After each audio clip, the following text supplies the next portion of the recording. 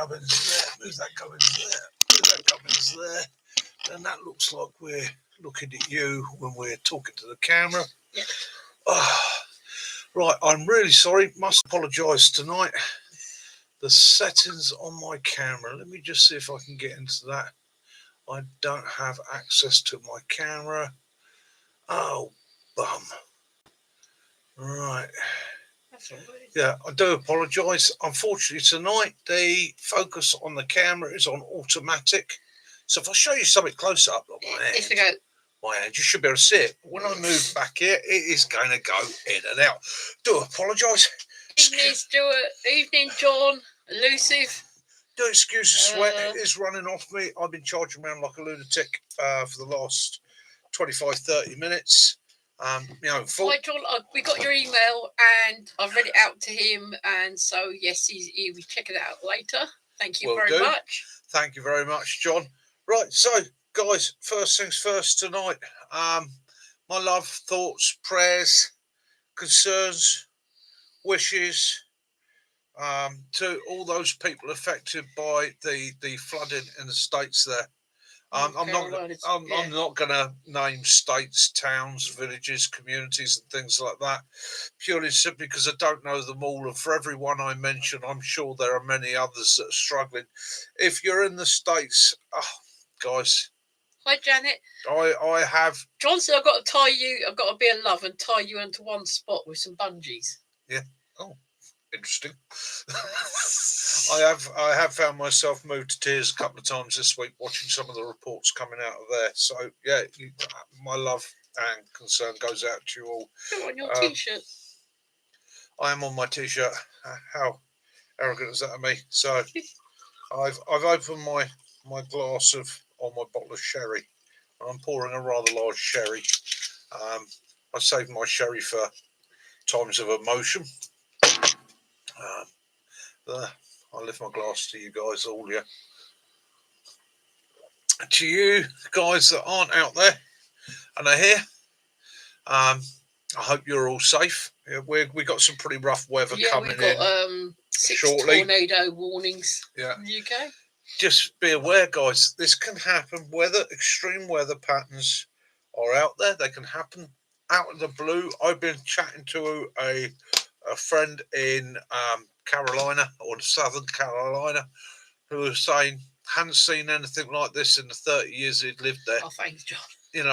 Wasn't expecting it. Was expecting what he'd said to me would be a normal, quite severe storm.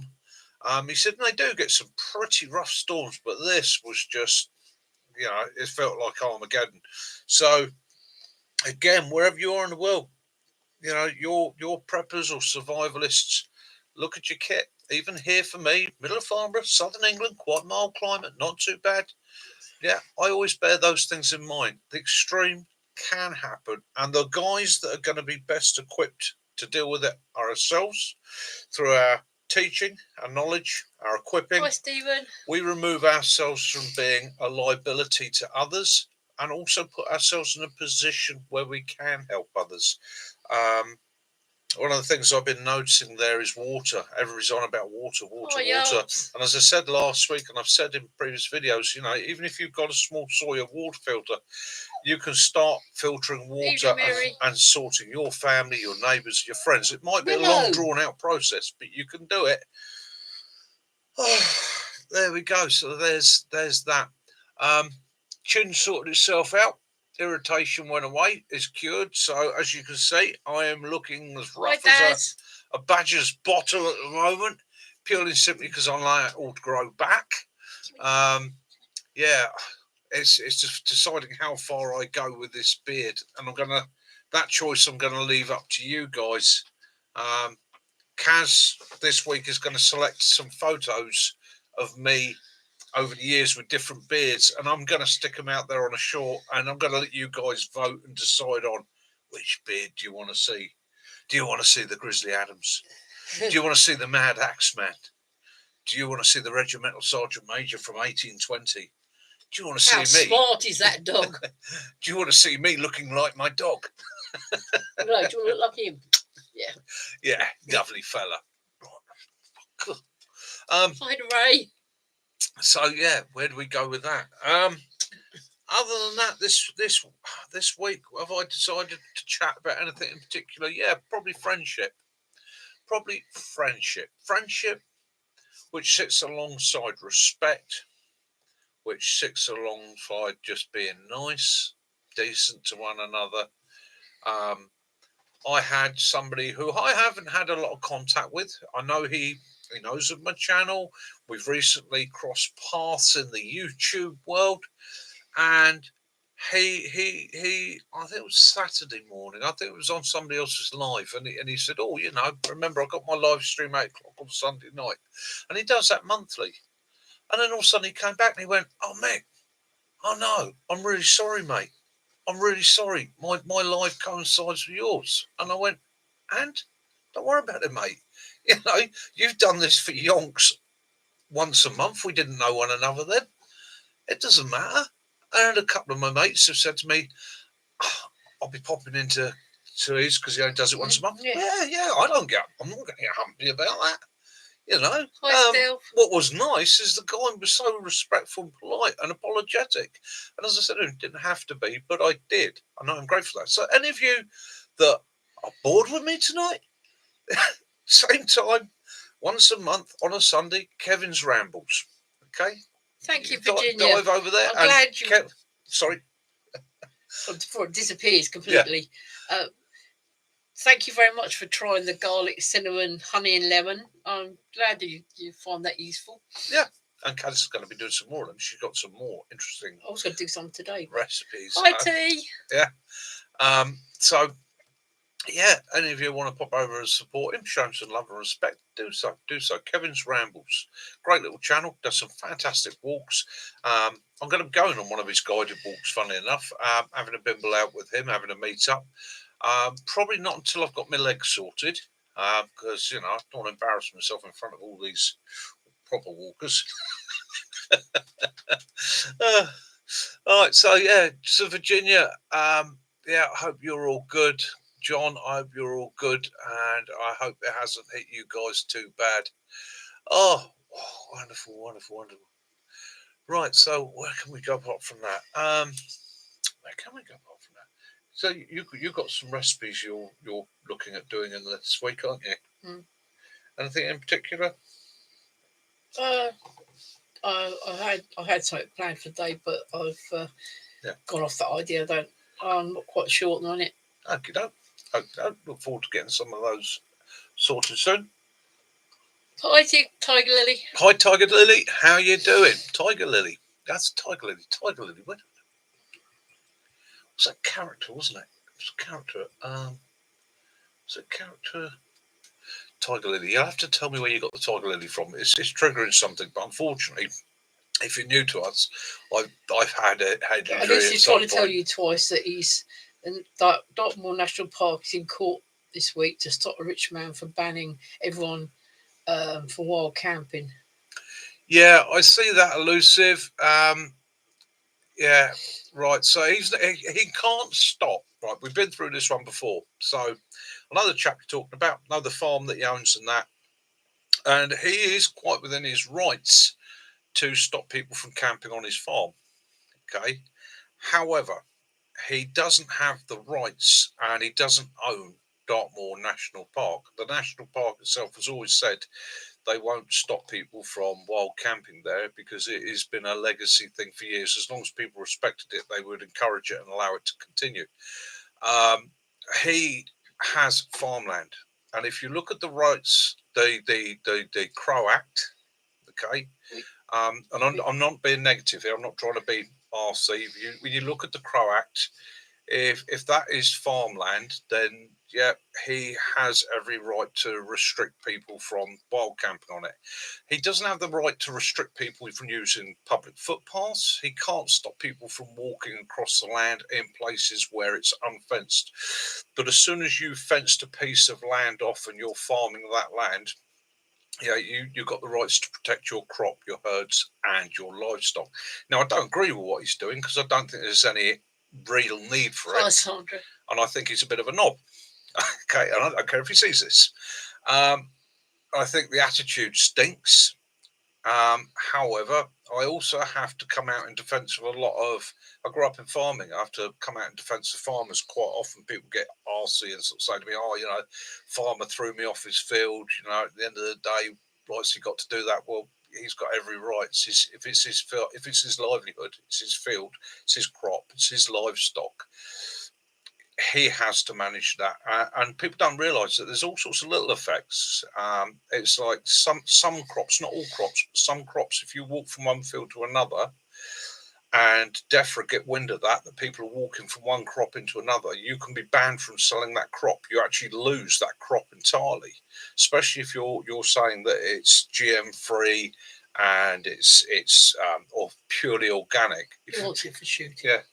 If somebody's walked from the field and a farm next door where they're growing GM crops and straight into it, that can cause all sorts of hassles.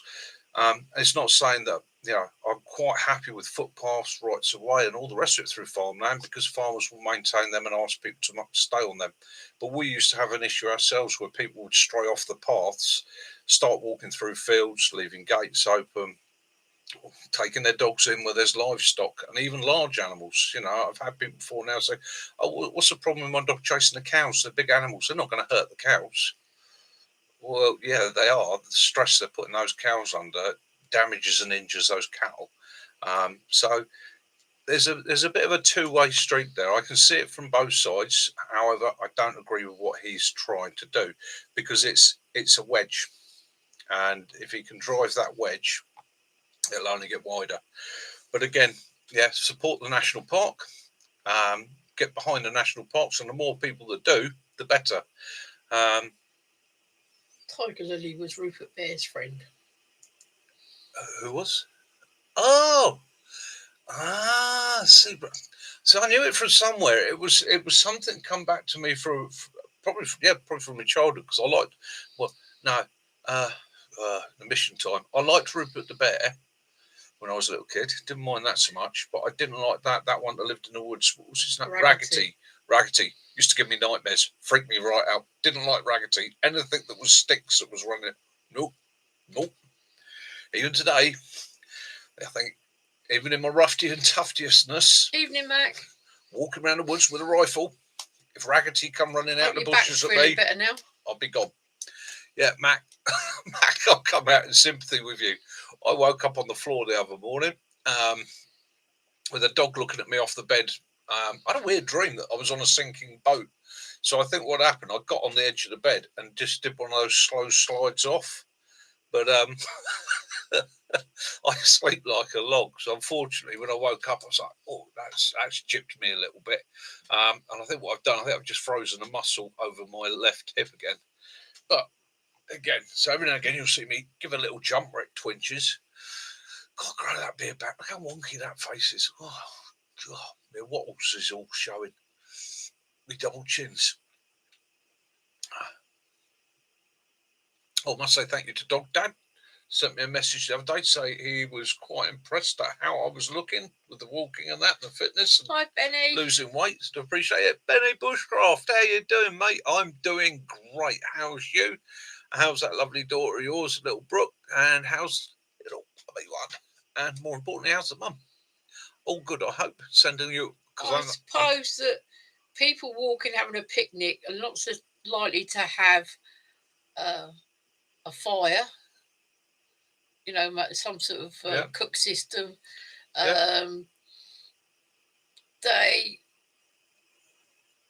I don't know, damage to the ground. They don't. Yeah. It's Hi, Lawrence.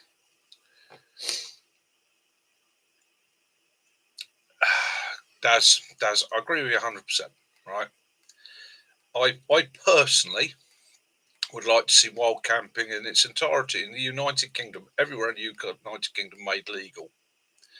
Okay, as long as people respected it, maintained it. I'm about to do the Ridgeway, and I can't camp anywhere along the Ridgeway, and I can't see why I shouldn't be able to camp along the Ridgeway. Okay, there are many paths, routes, and that you can travel in the British Isles where you can't camp, and that actually is a real shame. So yeah, I'm behind you 100% there. My line comes when you actually go, like I say, into somebody's property.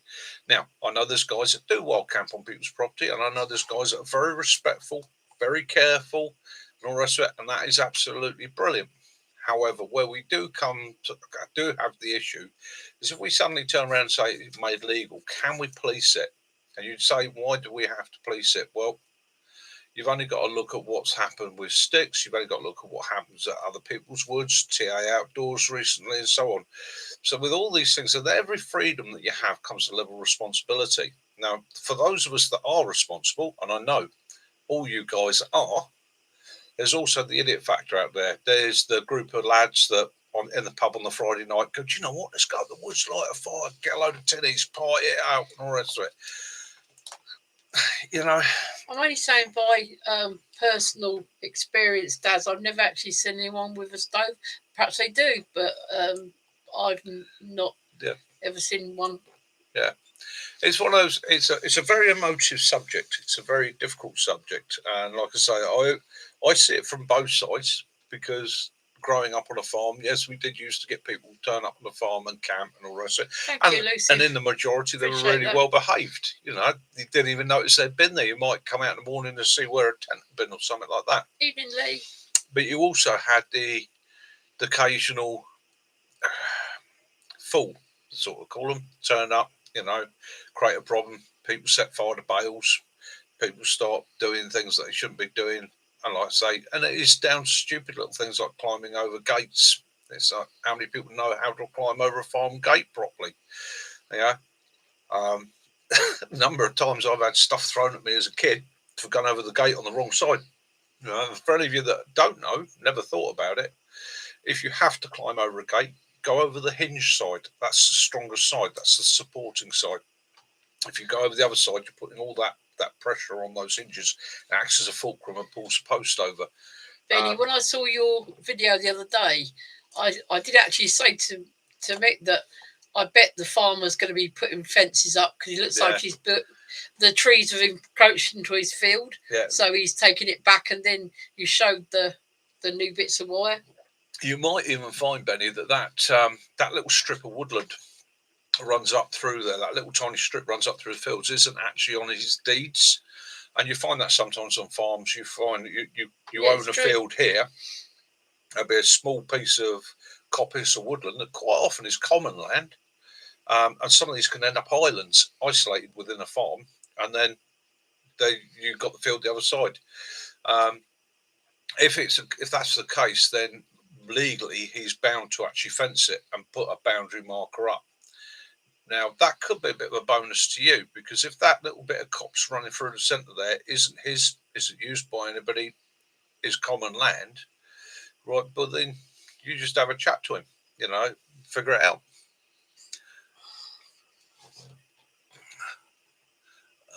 Where are we? LM. Good evening, Outdoor Ellie. LM, it's exactly that. Need to teach the right way. And again, we need to police.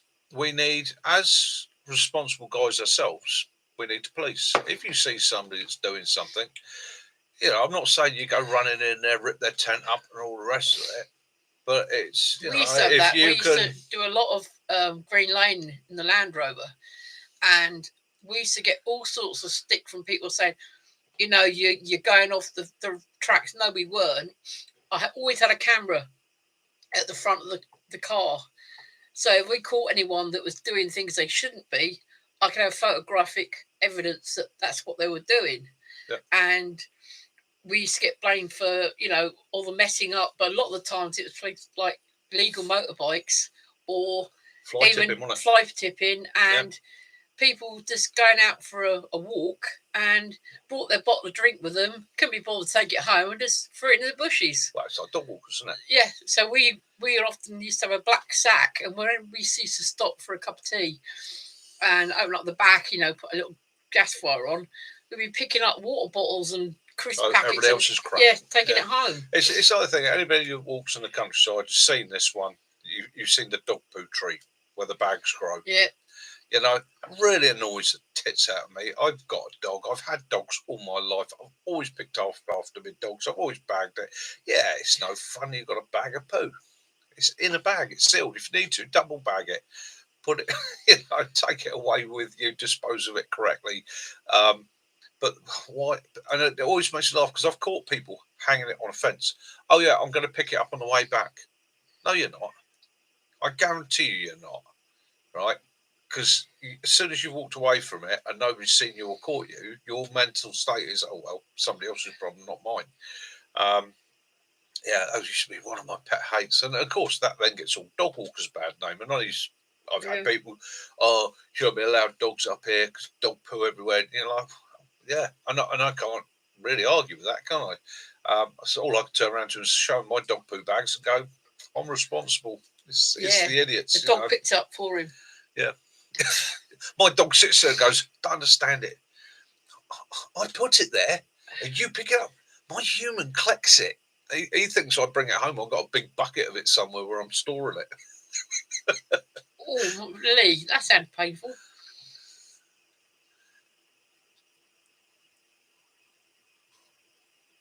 Oh, yeah, not nice. Barbed wire fences, they can be a stinker. There's an art to getting through barbed wire fences.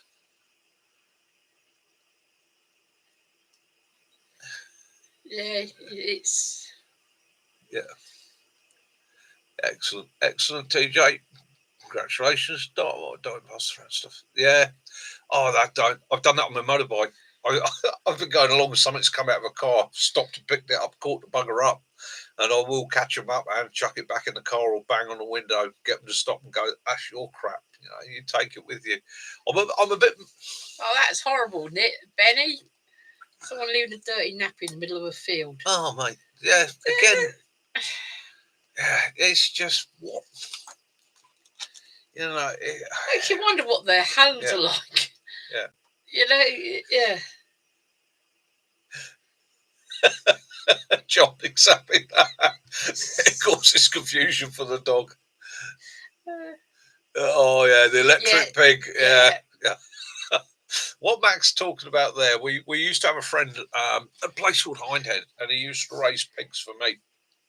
Lovely, Macto, lovely place, middle of a woods, perfect pig country, and these animals were pretty much out in the woods. And then as he would select them for the obvious, which he did in house, he did in house. He was a guy that saw it from beginning to end. He birthing, raising, caring for, slaughtering, preparing, the whole lot. It was done there, and he had a great method of doing it because the pigs would move. A week or so before they were going to go to slaughter up to the farm, and because it was in the woods, they would then come into a big pen, and it had an electric fence around it, and he would just get them used to being there, being around, hearing the sounds. So they were relaxed and they were happy, and they would get extra rations. So of course, pig world, extra scoff, happy. And we went up there to obviously buy a pig. And we're there with Mac, and Mac had this gorgeous black Labrador called Guinness. Typical black Labrador, absolute lunatic, but a lovely dog. And we got there, and there was a moment where this pig looked at Guinness through the electric fence, and Guinness looked at the pig, and they slowly came together, nose towards nose, like that. And they both touched the electric fence at the same time. Well, the pig squealed, went 2 feet in the air, engaged reverse straight away. And Guinness engaged reverse and damn near towed Mac through. I think it was a greenhouse, wasn't it? Literally, he just went, no. And I'm pretty sure every time Guinness saw a pig after that, he was like, no, they shoot electricity out their noses. I'm not going anywhere near one of them. But, God, it was just... both the dog and the pig screamed the same. Yet to try the sausages from that oak track farm. Yeah. They've got their own pigs there. Looking forward to trying those. Looking forward to giving them a go. Yeah, that was a good... Yeah, poor dog. Poor pig, really, as well.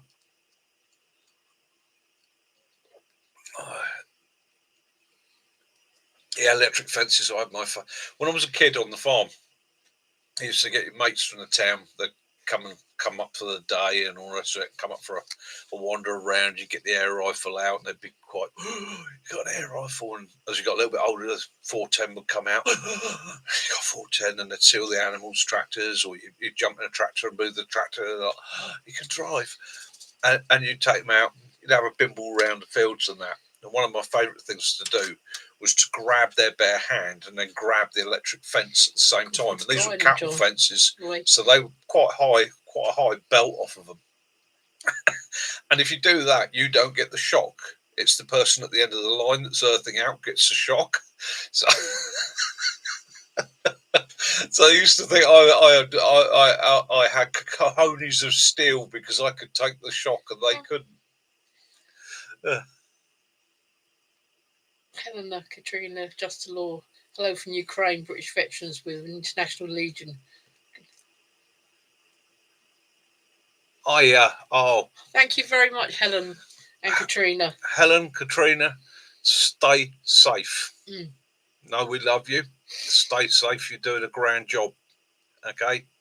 But just stay safe. Give our respect and love to everybody around you. Yeah? Yeah. Excellent. Catherine, sorry. Yeah, our darling. That's how good that comes around. Yeah. Because it got flooded in, what was that for? Bosnia now. Yeah.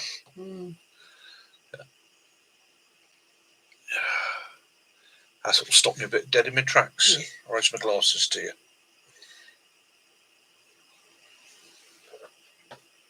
Oh, I lost track now.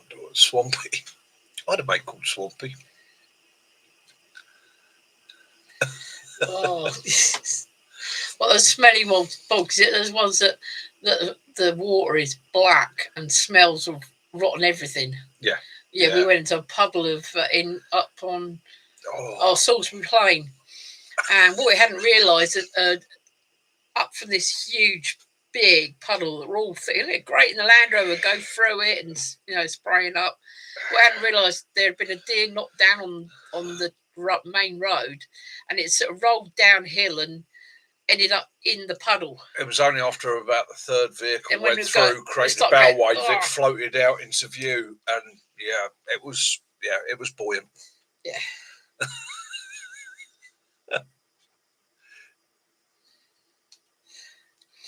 Yeah, not the bestest of things. Yeah. Yeah. Oh, it's nice to see the comments going out to Helen. Yeah. Katerina. Yeah. Katerina. Yeah. Excellent.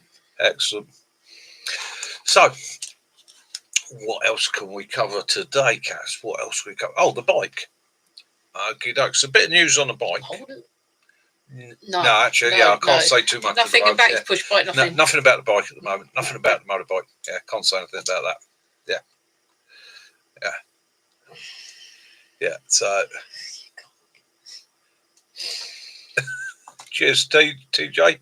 Trees. Reference to trees. Yeah, trees. So I've been asked a question today as well. I've been asked a couple times this week by different people. Conkers. What use do conkers have?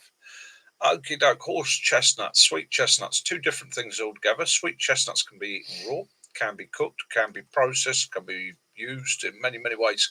Now, conkers make damn good soap straight off the tree. You can take horse chestnut leaves, rub them up in your hand, add a bit of water, makes a very good soap and is antibacterial. The conker itself, you can husk that, use the husk, pound that. That also makes a soap and it's antibacterial. Okay, the conker fruit itself, again, you can use that. Now, they are poisonous. Okay, they are so high in tannin they're poisonous. However, they have in the past been leached, and by leaching, it is a process of running water through them, not just once, but loads and loads and loads of times. And you can leach the toxins out of them and use the carbohydrate from it to make flours, a flour. Now, it's no go at the moment, Yelps. This flour is absolutely minging. It's horrible. It's not very nice, but it has been used in the past. So again, don't confuse your conkers for your chestnuts, because one is absolutely delicious and lovely. Invisible. The other one's quite poisonous. The best use, in my mind, for any conker is going to be demonstrated by Sticks shortly on his channel, and that involves a bootlace. Okay, good game that we all played as kids. I believe Health and Safety Executive have banned it from schools. But hey, there we go. Oh dear. Stephen pulled his mate out of a tree yesterday after his maiden flight in a powered hand glider. Oops. Oh, so you're right. One of the things I will be doing, that I am doing next, is nettles. Nettles, yes. They're good for your pets. And I don't know if you're aware, but you can actually use them as a waterproofer. No, I didn't know that. Yeah. Ah. So I think it's 101 uses of it, including some of the things that you not necessarily would be part. Yeah. Tea, tinctures, washing stuff, antiseptic stuff. Yeah, but yeah, you can use it for waterproofing as well. I'm interested in that. That sounds interesting to me. I'm sure plenty of the guys will be interested in that. So, and of course, I'm also going to slip some of the recipes in there as well. But yeah. I had it. My apologies. I had it in my head that you had to have under a minute. So therefore, I was bombing through it, and it wasn't until afterwards I realised that no, it can be longer than that. So, yeah. Yeah, and thank you everybody that commented, showed some love and support for that. We do appreciate it. They do make very good greens, Invisible Camper, one of my favourites. I didn't know they used to give them. They put nettle seeds into horse feed to help keep their coat shiny. Yeah. Yeah. And again, there's so many things out there that we don't realise. It's like holly. Okay, so we don't eat holly, but years and years ago they used to cut holly out of the trees, but the knack was to cut it fairly high, and they would use that as cattle feed, and apparently made a very, very good cattle feed. Oh, Invisible. You're on. Yeah, I ate all the roast potatoes today. Can always, and another use of nettle is actually to make a different version of rennet for making cheese. I've heard about that. I'll have to get you to show me that. Yeah. Tinctures as well. You're going. I'll explain about tinctures and balms and all that sort of thing. Yeah. Yeah. So, yeah, and what else is there that we've been hitting on today? So, and of course, yeah, there's. Lee Roberts has been doing all his herbs in the garden, and I was saying to him about my favourite. I've got a thing about mint. I love the different flavours of mint. I've got pineapple. I've got Moroccan. I've got After Eight. Got a chocolate one. I've got a chocolate mint. That's nice. And yeah, all the different uses and oreganos as well. So that's that time of year to be collecting it all up, drying it out, and putting it away in your store cupboards.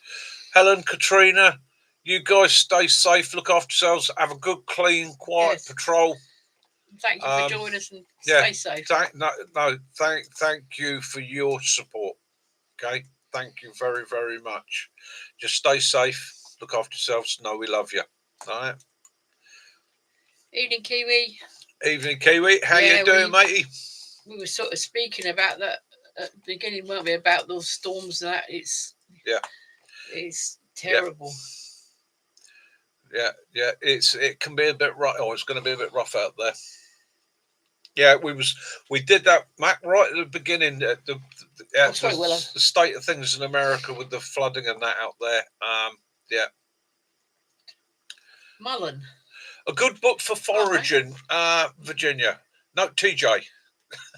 Yeah. TJ, good book for foraging. Right, you're going to make me get up now, aren't you? We did have to. He had. If you could go back through his library, they have actually got the books. I believe half the people in the chat have got those ones. Yeah, Matt, we were watching Bikes and Beards. He was going with that minibus full of things there. We're watching Cletus. McFarlane, he was using his helicopter to move stuff to people and move them from bad places too. Right. Evening Chronic, Lee. Not all. TJ, this is not all, but this is just some of the books that I recommend for foraging. So, Collins Nature Guides. Now, you can get a Collins Gem, which is that big, which is great for slinging in a pocket. However, the guides tend to be a little bit bigger. They'll still fit inside a smock pocket, but obviously the bonus with that is there's more information and slightly better pictures. Okay, so that's the Collins Food for Free. That's a damn good book. Edith Sticks. It covers a little bit of everything. Now, on top of that, you can go for the Collins Gems, which, as a nipper for me, I had a whole shelf of I had all the bird books, and I used to get observer books of birds, books and of birds, nature and mammals, and mine was planes, tanks, and I used to do everything. But you can get. That's not a bad little book. The only thing I don't like about it is, to be honest with you, it's not very clear pictures, really. The pictures aren't the clearest. They're not the most detailed. I prefer something ideally with a photograph, because these are lovely pastels, but yeah, you're going to risk your life on eating a mushroom. You want to make sure. Now, so those are your basics. Those are your Collins. Have been around for years. Very well researched. They really go into detail to make sure that what they've got is right. If you're looking for something a bit more modern and a bit more up to date, there are two that I've come across in the last year and a half. Yeah, and there's soon to be a third book coming out as well. And I've given these guys shout after shout after shout. So they have their own channel as well. It's called Home is Where the Heart Is. That one, Knowledge for Forage, right now. If you want a pocket guide, that's not it. Okay, that gives a lot more in-depth information into the history, mythology, as well as the medicinal uses. Okay, the one I do like is that one. Now, that's the Knowledge to Forage, the Foraging Year. Now, the great thing with this is, as it says, it's a UK monthly calendar and field guide. So when you go through it, it gives you the months that you're going to find these plants, when they're going to be available. Okay. Not only does it give you the plant, it gives you down here possible confusions. So all these in here are plants that have use, but he also at the back does a section on poisonous plants. So he does a bit that sort of, there we go, poisonous plants. Because as he says, it's as important to know your poisonous plants as it is your edible plants. Okay. And he gives detail on those. Now, when you come through the edible plants, and if there's a confusion, it will literally say confusion could be done with such and such. That plant will be in the back, so you can then go look that up and go, right, which one of these two is that? Which is an absolutely fantastic way of laying out a guide. And that one's done monthly. So as you go through the year, it tells you as the months change what you're more likely to find. Yeah. But he's releasing a third book. I believe it's either the end of this month or next month. So that will be on the Santa's list. Yeah. And that they also have a YouTube channel. Home is Where Our Heart Is. He's quite an excitable guy, but absolutely, love the books. It's got a very strange name, hasn't he? Yeah, it's written Dane DeLuca Malandy. Yeah.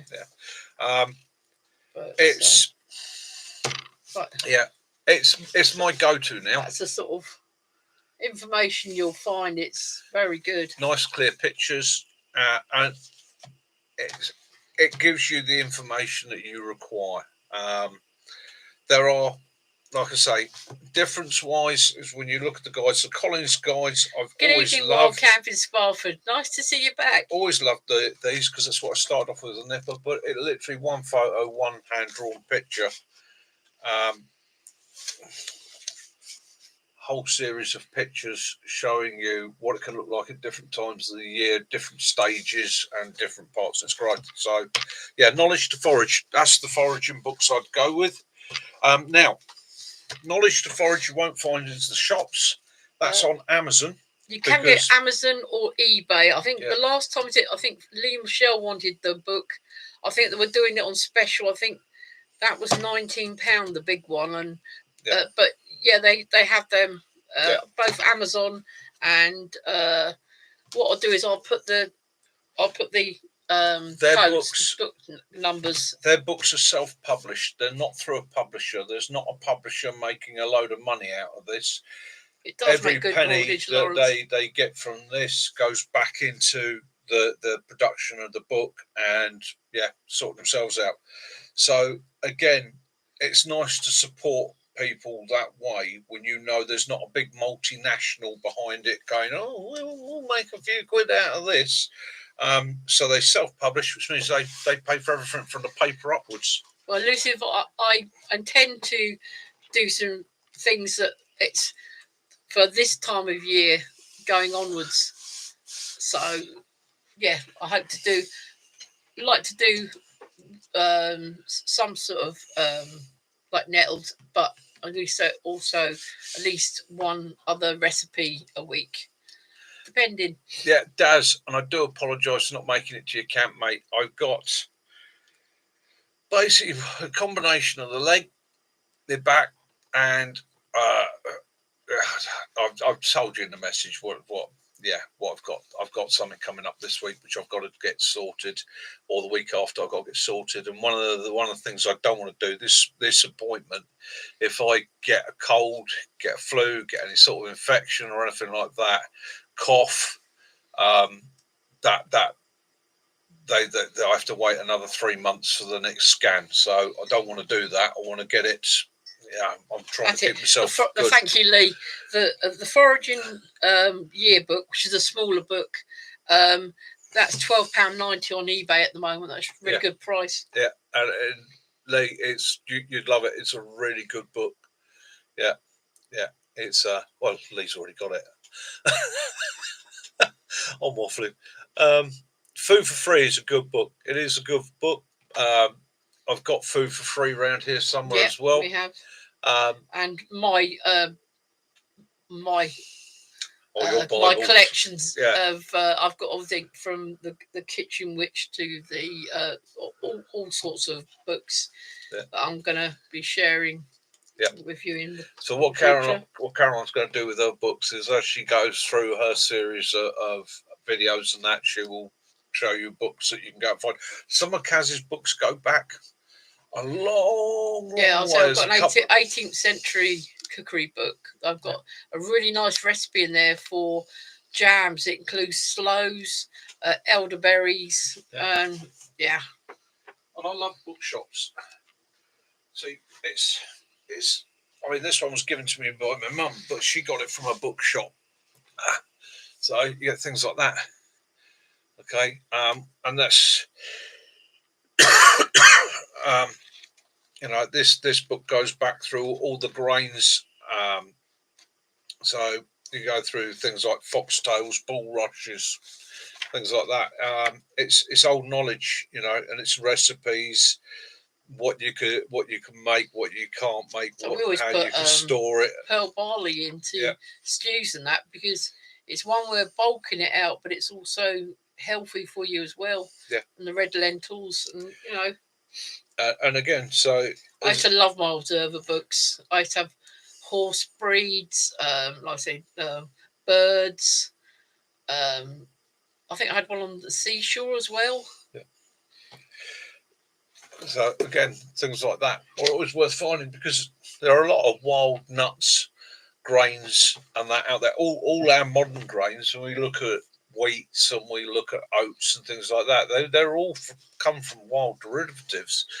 And God forbid you ever found yourself in a position where you have to resort back to those old technologies and methods, but you could. I mean, our ancestors. Good evening, Gary. Started off by harvesting wild grasses for their grains and their seeds, thank you that's very how much, we Gary. ended up. I really appreciate it. That's a gaining real things like nice. wheat and that, oats. It's and I often wonder about it. If man disappeared tomorrow, with what we have out there in the fields in the way of oats, um, Well, some of grains, my and that. books you might not necessarily like because I've got the Lord High Executioner. I've got all the hangmen. That's sort of forensic science as well. So yeah, yeah. Yeah. So how would these things spread? I mean, you've only got to look at a field of rapeseed. And if it's allowed to go over, it's how it spreads. You start seeing yellow coming up in other fields, hedgerows, bushes all round it. It grows like a weed. Halloween coming up, as you know. Well, last year there were so many pumpkins left over after Halloween that they were selling off for 10 pence and then they were giving away free. That's free food. I mean, not being funny, you can make them into pumpkin pie, wine. Yeah, if someone's giving something away free, take it. All right, TJ, have I ever thought about writing a book? Okay, so He that's wants to know where. Uh, Amazon and eBay. You can pick those books up from, isn't it? yeah, And things like that. Old bookshops. yeah. Old bookshops. Or I love car them. boot sales is another one. Yeah. So TJ, you asked me about writing a book. Okay. Now I'm not the most literate person in the world. That Yeah, that's survival talks and training. That's my training manual that I developed over many years, um, basically for teaching others. That is all my notes, methodology, systems, the whole lot, all down there. And that, if I If it's was free to sticks, if I was to turn that into a book like the Collins Gems, it would have about 30 pages in it. Okay. Gary says he enjoyed your nice uh, Oh, one oh, because he's looking for an MOD knife for himself at the moment. it's it was quite difficult for me to do that, being that my having a background in blacksmithing and metallurgy. It's very difficult to talk about knives in a manner that doesn't start getting very, very nerdy. There is nothing more nerdy than two blacksmiths sat in a pub with a pint of cider each, talking about the grain structure of EN2 and D2, and it can be quite to anybody on the outside. It's like, what the hell? But at the end of the day, what I hope to get across to you all there was, if you really want to make your own knife, and this is from somebody that's made many, many knives this time, speaking to guys that aren't blacksmiths, if you want to make your own knife, genuinely go online and you can find plenty of companies, good quality companies, that make knife blanks, and they make hundreds of different designs, everything from bowies to bushcraft, and they will give you the metal types there. So you can actually select in some of these companies, you can select which metal you want, whether you want it to be super hard, whether you want it to be more durable. Um, do it that way. Buy a blank and then profile the blank to what you want, get it balanced to where you want, because they'll have done all the tempering, hardening, and that's the art. Is the art isn't in shaping, the art isn't in bashing the metal. The art is the temperature, the hardening of that steel, and getting it right. And it is a science. It really is. And then customize it. Yeah, because if you the amount of times I've seen him make a blade and then it's no good, that's a hell of a lot of work. And you can if you can get the blanks yourself to work from, it's so much better. Producing that blank is the hardest bit.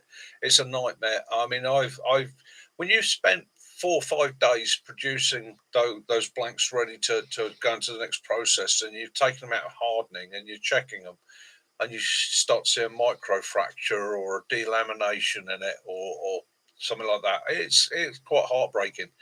Um, and if a blacksmith says to you, "Oh, it never happens to me," he's a liar.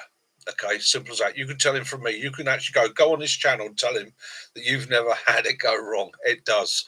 It only takes the tiniest difference. It can be an imperfection in the steel. It can be a slight temperature difference in your forge. You get warm areas, cold areas.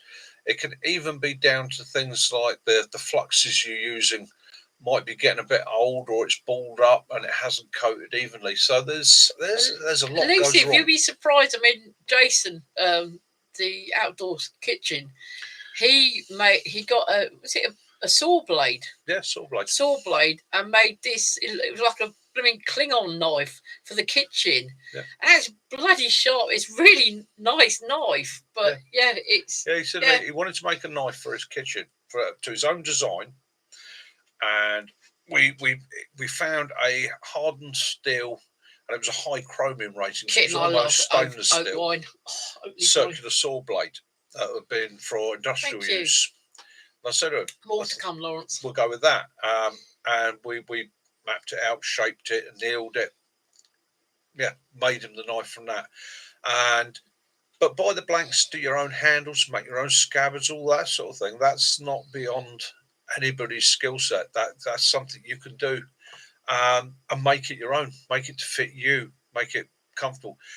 When we get into knives, they are such a personal thing. The shape and design for one guy is going to be poison for the next. You know, whether you want a lamb's foot, whether you want a spear point, drop point, Bowie, you know, bill hook, cleaver. It's so personal. You're right there, still. That in that Forged in Fire, you did see so many trash, but again, that program. Yeah, there's a lot of work to do in a very little time to produce. Yeah, it was. I'm not knocking the series. The series highlighted blacksmithing, which was a dying art. Okay, it brought that to light. It actually gave a lot of wine. A lot of people a chance to actually get a taste and an interest and go off and look at taking it out themselves. And there were some damn good blacksmiths on there. There were also some that weren't quite so good. And the problem with the series, the program itself, it only really touched on the what I call the bang and crash moments. Okay. So in blacksmithing, there is the forging process. So that can be combining your metals, shaping your metals with a hammer, or if you're wealthy enough, you know, you got a steam hammer or a press or something like that. For poor old Muggins here, it was a proper hammer and an anvil. Okay, that's spectacular. It's great.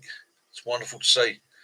Especially when they lie a little bit and you start seeing sparks flying off the hot metal. Okay, if I'm working metal in the forge and I start seeing sparks flying around, then I know that I've got imperfections. I know I've got material getting onto my anvil to create those sparks, because good clean metal worked properly. Yeah, you don't get all these showers of sparks. It doesn't happen.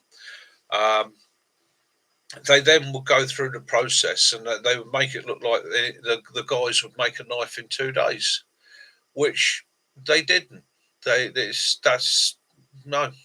But you just take the tempering process, which I never once showed on the program. Never once showed tempering. So you take a knife. You've made your knife. You've formed your knife, and you quench it. Yeah, quenching's spectacular. It's great. Lots of flames and all the rest. It's great for the TV. See you later, Lawrence. Yeah. They take it out. Now, that is the end of the forging process. Now, that metal is so brittle, if you drop it, it will shatter. So now you've got to temper it, right? To temper it, it's going to go into an annealing oven or a heat process, and a series of heat cycles where it's going to be brought up to a temperature and then relaxed back. When I say brought up to a temperature and relaxed back, here, if I was making a knife, it's 2 cycles for most of the steels that I work, and that is 2 or 3 hours coming up to somewhere around 400 degrees, top temperature in your home oven, turn the oven off, and then just let the oven cool without opening the door. And that would be an 8-hour cycle, and then repeat.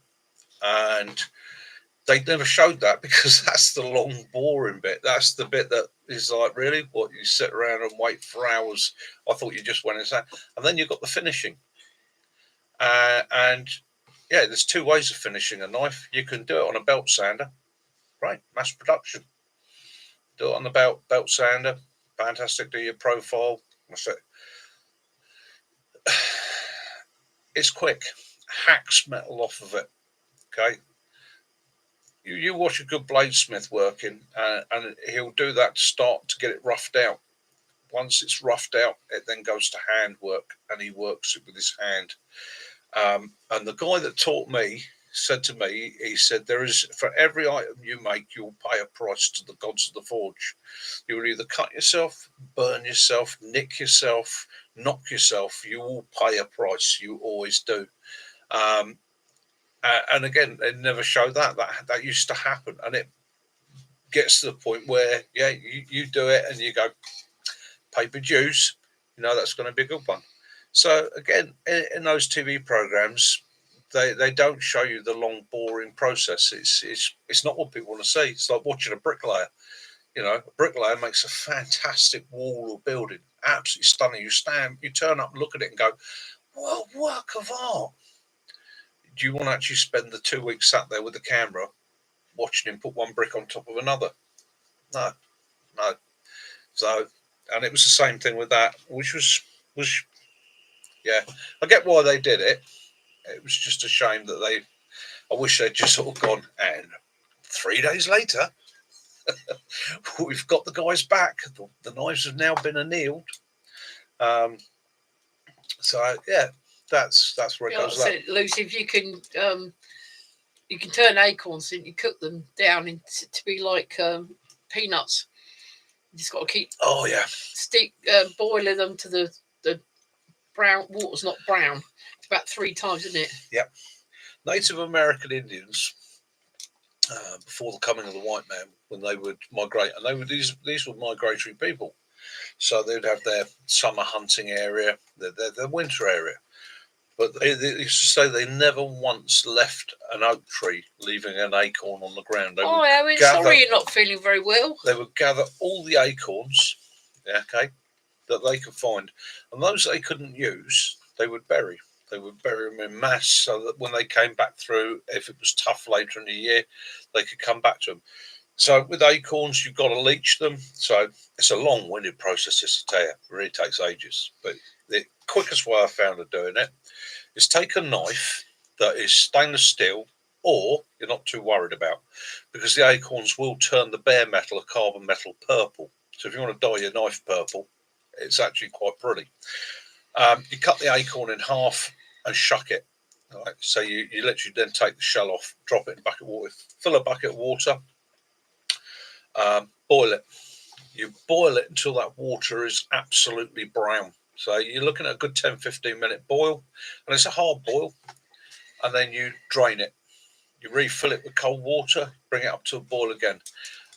And the minimum I would do that is 3 times. But usually what I would do is I would keep repeating the process until I could boil them for 10-15 minutes and the water will still stay clear.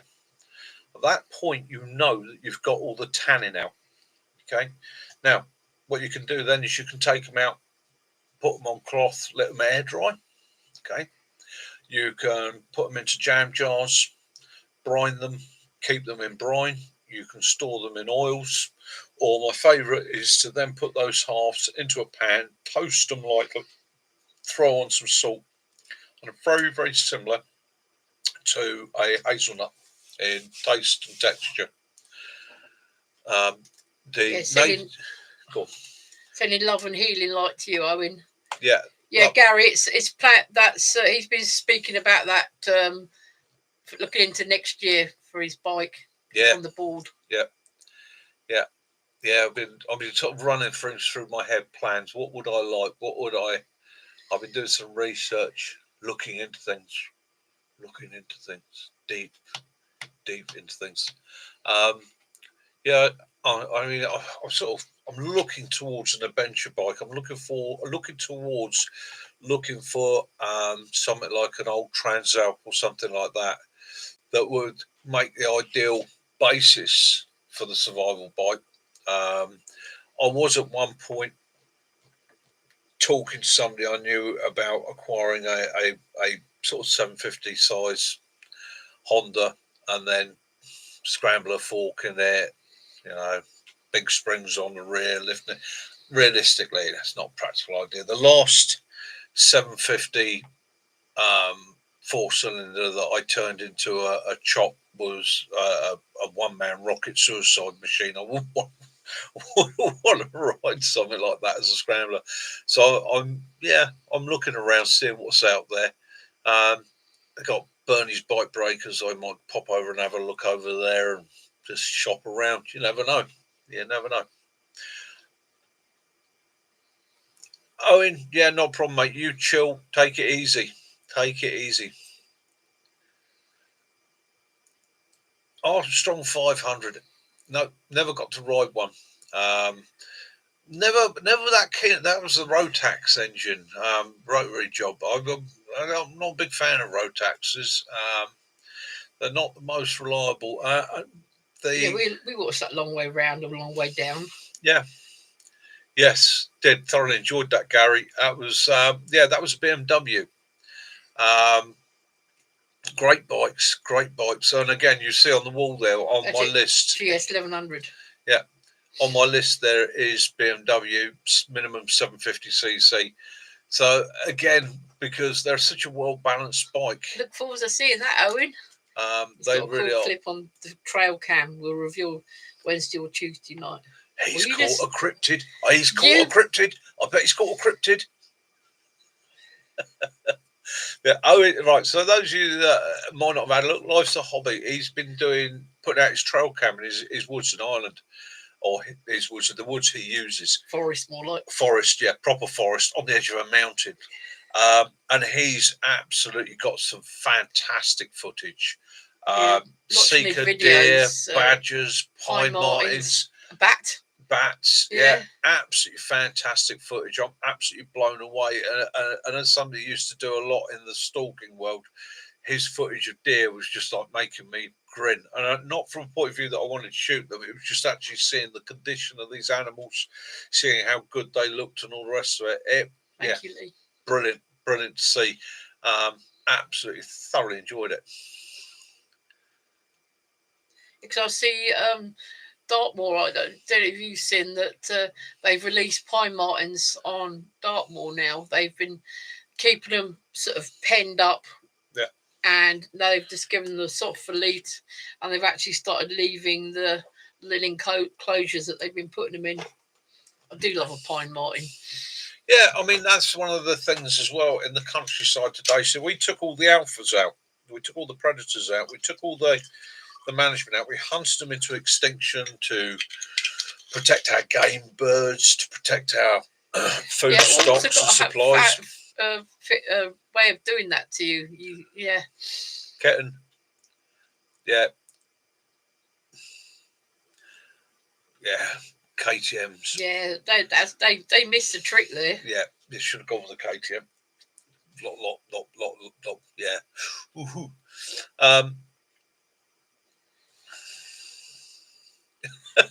Nine females, 8 males, brilliant. Oh, it wasn't so much the animals are gracious, mate. You picked the right spot. It's the art of the stalk. There's nowhere to put it because you can put it in the completely wrong place, and all you'll see is leaves and sticks. And also the fact that you got into that woods, you got in there disturbed, right, Dad, put the camera up and got that footage, shows that you know how to move through the environment.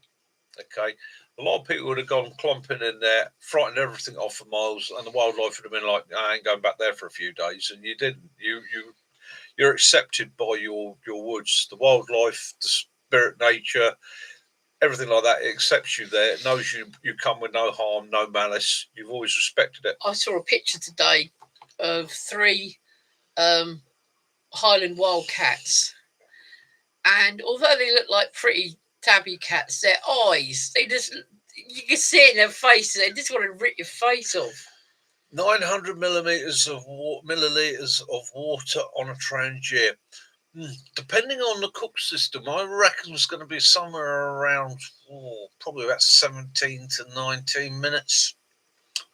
Just guessing. He'll be back. Okay. Oh, there's a. Benny's gone all Arnie. There's a box downstairs for you, Benny, including bits from Lee Michelle. So that's right. He is from Crewe, isn't he? Yeah. But nobody wants to own up to owning Charlie Borman. I don't know about that, man. I'd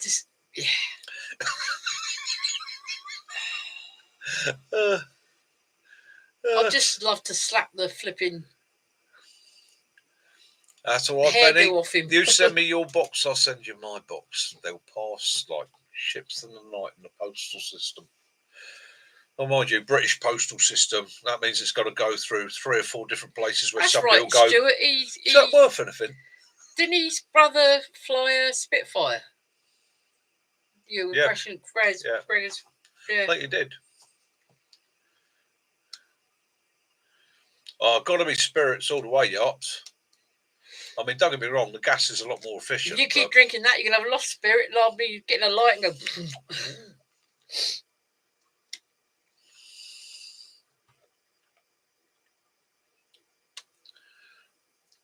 Highland Chief at the Crieff Games again this year.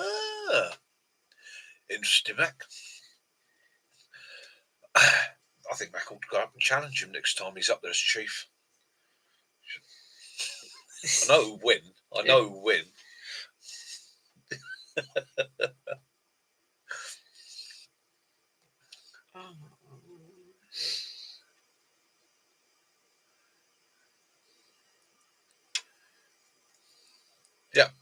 Yeah, works well, doesn't it? That welder's felt, or carbon felt. Yeah, works really, really well in the Trangier. Works well in the little tins. I'm making up a few of those myself. He's got a couple of ones already, Gary. He's got a couple of black kilts, haven't you?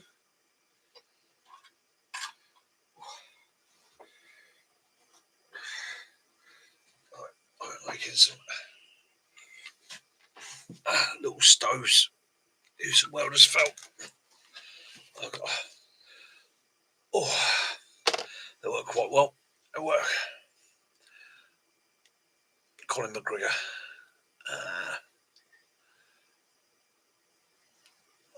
I've got kilts. I've got 2 black kilts. I wear a West Country kilt. So it's I have a wool kilt and it's just plain black. I've also got a linen quilt, or what they call a working kilt. So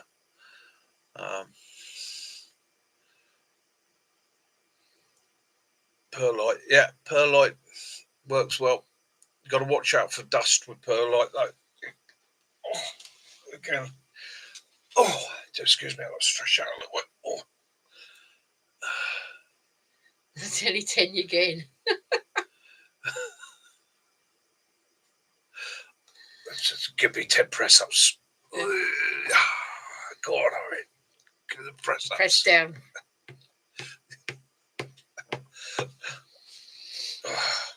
Give me 10.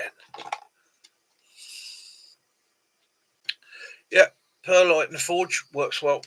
I use. Excuse me.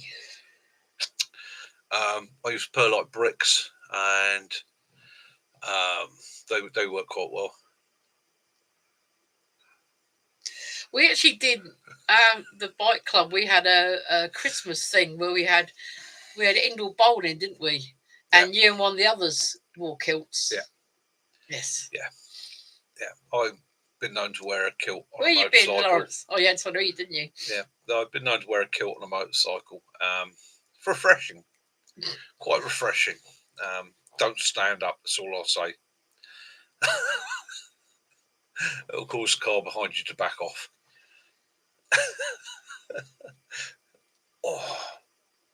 Lawrence, how you doing, mate? Oh, You went off to have something to eat. Hmm? You went off to have something to eat. Good man. Good man. Yeah, it's one of the problems with perlite is it produces a dust. If you're using it in granule form, you've got to be careful of the dust. And it's the same thing if you're using ceramic blocks for a forge and that, you've got to be quite careful of the dust. There's also ceramic walls which make the best insulation for forges. A lot of the best forges you'll find they use a ceramic wall. Doesn't transmit any heat. However, it's ceramic fibres. You then have to treat it with a fire clay. So basically, you build your forge and then you just coat the wet clay over it on the inside. And I'd probably replace that about once a month. Just recoat it, purely and simply because those fibres are extremely bad for your lungs. That's probably the reason why I'm having to have tests and that done now. Lucy's next video: how to stop water freezing in a bottle. That's dead easy, mate. Dead easy. Carry it inside your gear. All right, put it inside your jacket. Yeah, it's golden rule. As soon as it starts getting down anywhere near freezing, that water bottle goes inside my clothing. Even if it's cold, and it's nowhere near freezing. If it's cold and I'm out there, I tend to put the water bottle inside my jacket. Okay, purely and simply because my body will help keep that water a little bit warmer. But you've all done this where you're sitting there, you're extremely hot, and you drink cold water. You shock your body. So what happens? You put in the cold water in, that drops down into your internal organs, your stomach, and everything. Your body is a bit of an idiot. Okay, it senses that cold down there, and then suddenly goes, oh, yeah, we got hypothermia. We need to actually keep the internal core even warmer. Then you're not. You're actually trying to cool it down. So then what happens? You get a transverse heat exchange that makes you ill. Okay, it will make you even worse. So the knack is try and keep your water cool, but not at that point where it's going to shock you. So by sticking it inside your clothing, yeah. Evening D. Evening D.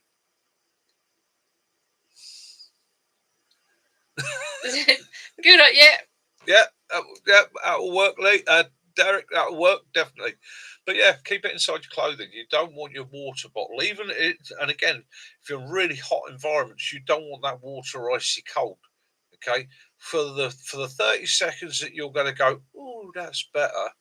You're actually going to cause yourself bigger problems. Far better that water is a little bit warmer and you just hydrate. You're never going to get it to a temperature that is going to cause you a problem without burning your mouth. Okay, so yeah, try not to drink it too cold. Kit uses Springfields, it yes, right. So I was waiting for somebody to come back. Springfields is a company I used for many years for getting a lot of my supplies from. Not the cheapest, but some of the best quality. And if you're buying blanks, they're the company I would recommend. They yeah, they do a gorgeous selection of blanks as well. You can even buy the scales from them, all the pins, all the fittings. So if you want to make yourself a custom knife, you can have a look. And they even do like complete custom kits. So you can buy the scales, the handle, the knife, the fittings, all in one, including the correct adhesives. And again, correct adhesives, good quality araldites, not. You once got, was it you did a knife, a skin do for someone's sock for their wedding, and the wife had a little athane, and you got 2,000-year-old bog oak for the handle, so they had a matching pair of handled knives. Did. It's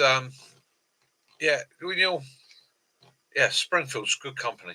I'd recommend it to people. And I have no doubt that I'm going to get somebody to turn around to me in the next year. Could you make me a knife, Mick? And I'll be saying to them, I don't do the forge anymore. This is the way to go. Or do you want to pay me? You select the kit, order the kit, and I'll put it together for you. All right, and I'll charge them for doing it.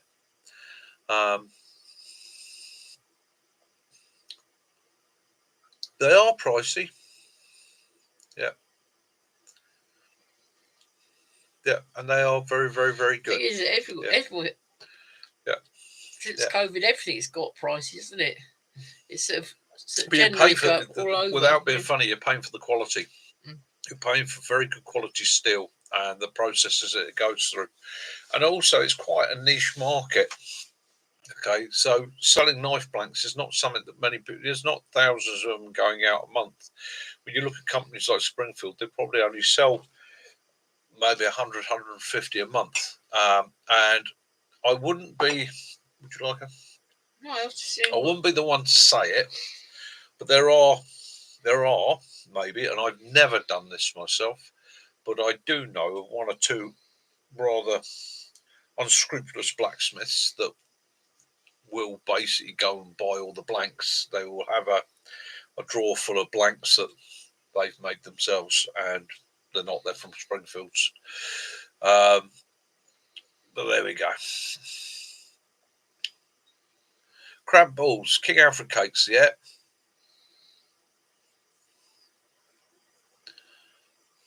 Yeah, yeah, cramp balls, yeah, as pocket warners. Don't breathe the smoke. Good for keeping away insects. Yeah.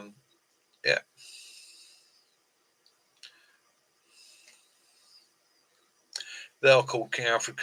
Cramp balls are called King Alfred's cakes. Yeah.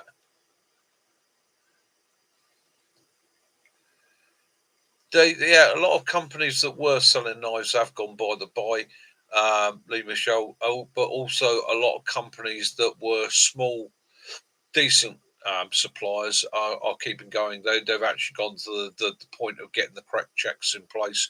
I know companies like Heine Haynes and that, well, they will always sell knives because that's their big product. And again, you've got to do the checks through them. Yeah. Yeah.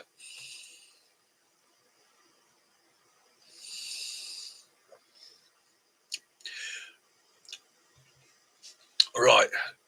Machetes are illegal. Right. So this is where the issue occurs. It's quite an interesting one. This I've been doing a little bit of checking into it. So to have a machete is illegal in theory. To have a sword is illegal in theory.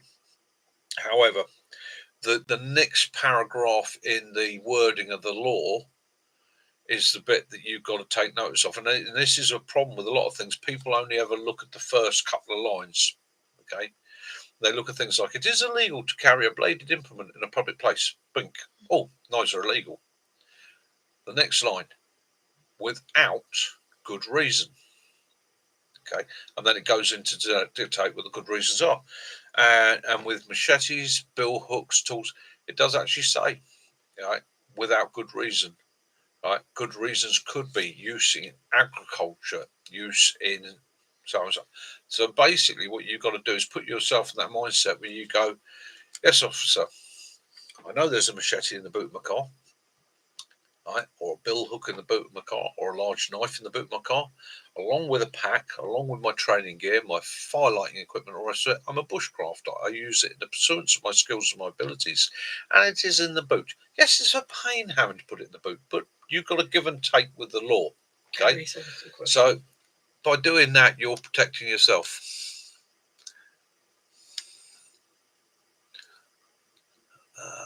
So Gary.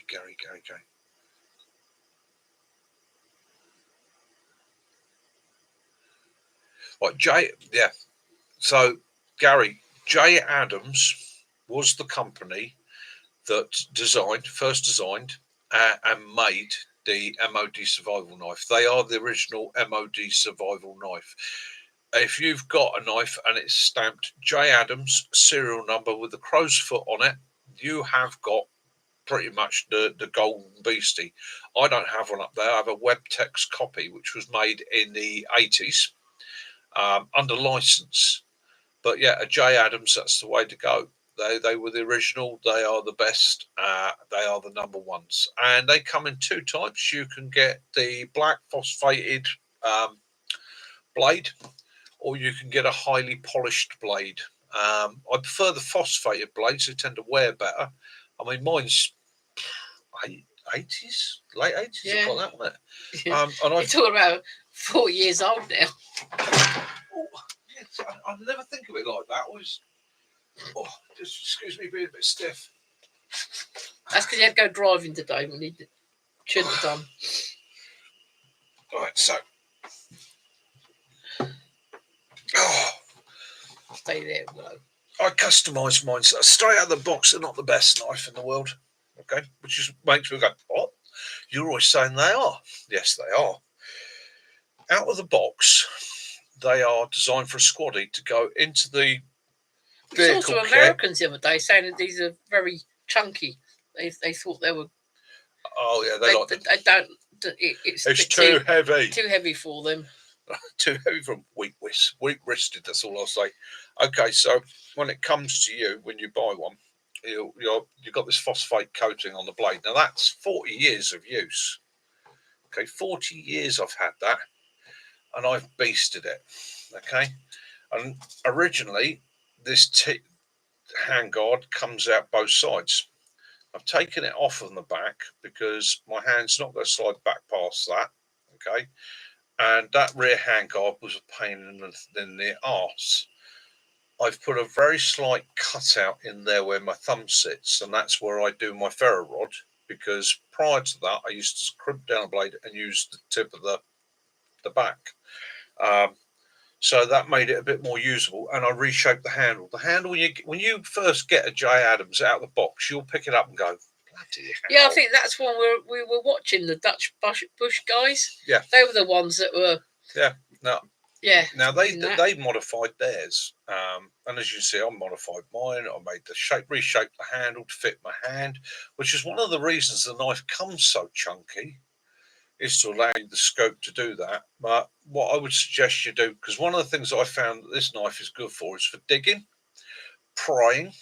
Okay, I actually opened a manhole with this as well. And the other thing you can do with it, if you're bushcrafting, you're cutting notches out of things, you can use it literally as a chisel and drive it in, pry wood out. But if you're going to do that, you need to shorten the handle here, so that when you're striking the top of the tang, not hitting the handle, or you'll damage the handle. So yeah, but it's a case of get it, modify it, make it fit you, make it what you want it to be. As an out of the box, it's a big clumpy tool that would get you out the poo without worrying about it. With a little bit of refinement, it works. Now those Dutch lads turned around and said, "Oh, the blade's not the hardest." No, it isn't, and that's for a damn good reason. Okay. Now, this knife will take a razor edge. It will take a razor edge. It won't hold it against real vigorous use, and there's a reason behind that, and that is, one, it's designed to be a hacker as well as a slicer, and the designers realised that the worst thing that can happen to a blade is you chip it. Okay, so if a blade's too hard, it will chip. If it chips, it's a nightmare, especially in a survival situation. If it burrs over or blunts, you can pretty much sharpen this on a river stone. Okay, you can sharpen this just on stone and make a cutting edge that will do the job you need it to do. The other reason it's not so hard, okay, it's not as hard as, say, a BK2, is that this is designed to be used as a pry. It's designed to hack through bone. It's also designed as, and I don't like saying this on YouTube because they don't like it, but it's also designed as a damn good fighting knife. Okay. J. Adams actually turned around. One of the formats was, if a pilot ends up in the middle of somewhere, he may have to use it as a fighting tool. So it's good, a damn good all rounder. And something I said on the video the other day was, knives are specific. You'll know one knife is brilliant, perfect to everything. They've all got their various places.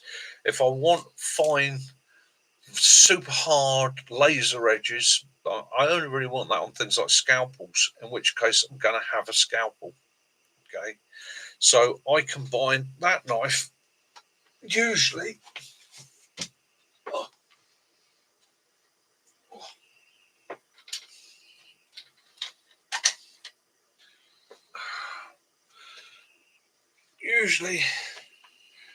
usually I combine that knife with something like my Puko, which is a lot harder metal, holds a finer edge, and is great for fine work.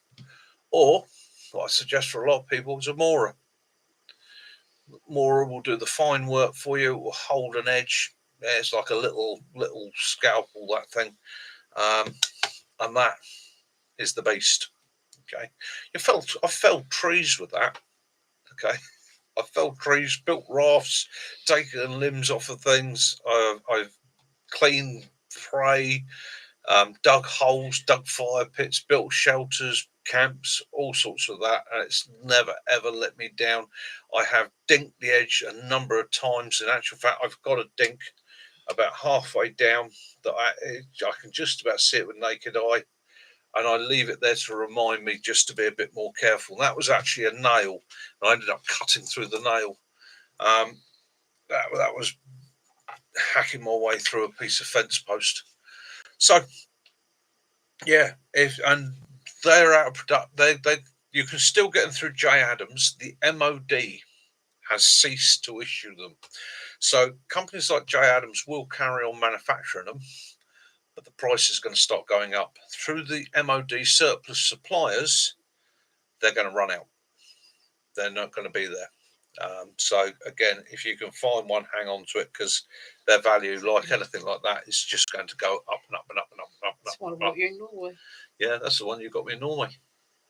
That was in the Sami place, wasn't it? Yeah. That I actually got some advice on that. I actually spoke to the Sami. Yeah, you had it confiscated as we go on the boat, and they said you can't have it till we go back. And then they go back to us the night before. Yeah. So we went into the Sami shop, and it was basically they have a pop-up shop in Bergen there, bone, where they come in the summer and sell their wares. So they make these through the winter, and a massive selection of knives.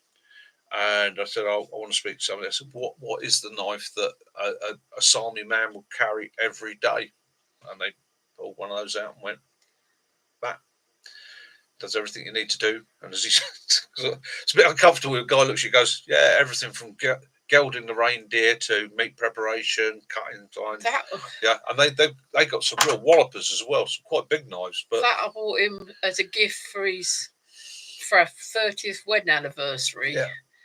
So it's what's you're at 7 years now. 7 years, and it's he once thought he lost it. He was so upset. And it's that was about 70 quid then, wasn't it? And people think I'm a bit strange when I say you want two knives. You want a big tool. Okay. Now you could get rid of that. You could do away with that and go with an axe. You could do away with that. Do attract bird poo. Could do away with that and go with a bill hook. You could do away with that and go with a slash hook.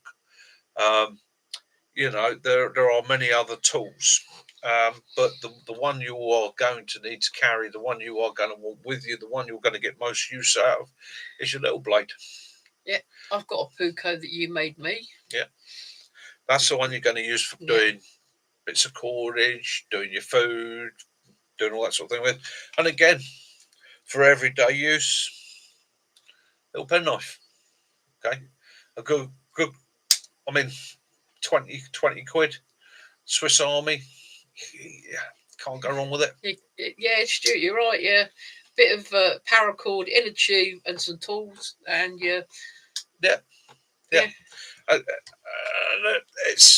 And then, like I say, the annoying thing is, when I last went into an army surplus store, which was about 2 years ago, when I very first started the channel, I went into one of my local army surplus stores to talk to them about doing a video for their store, which they were quite keen on at the time.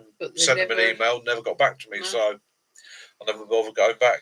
But the guy at the time was showing me loads of kit, and he actually pulled an MOD knife out and like that. And he goes, "Oh, I'll do these for like 34 quid a time." They were 34 quid each then, 2 years ago.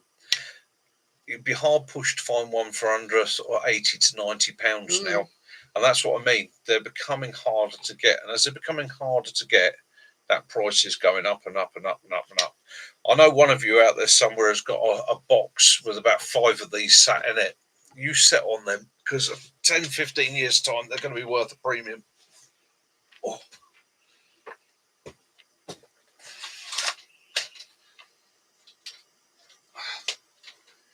And again, if we talk about knives, a good Swiss Army knife or a good Mora, it's just as good a tool. It's not how much the tool costs. It's not who designed or made the tool. It's your skill, your practice, your knowledge, your learning to use it. I've seen guys with really poor quality metal blades in third world countries produce absolute works of art because they've learned to use that tool and use it to the best of their ability. So again, I get people saying, "Oh, wish I had." Whatever you've got, perfect your ability with it, because it's the knife won't make you a better knifesman. Okay, you can make a knife better. It can't make you better.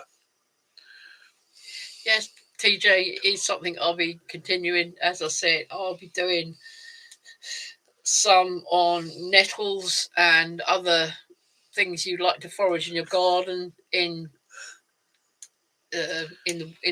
forage in the wild, or even in stuff that you got in your own kitchen. See, John's got it right there, and I like your thinking there, John.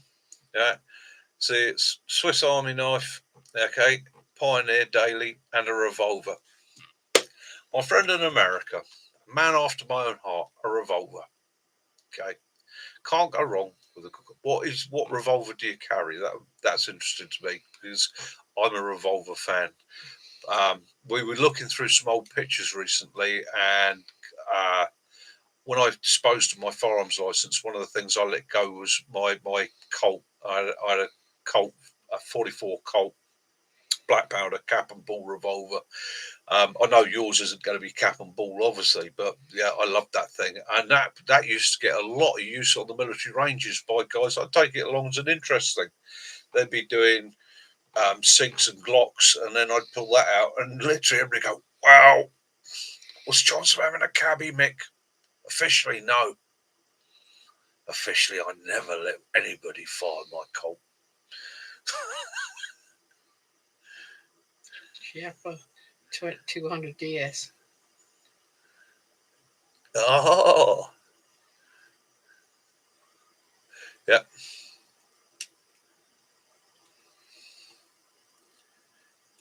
Oh, I do. See, he's a man after my own heart.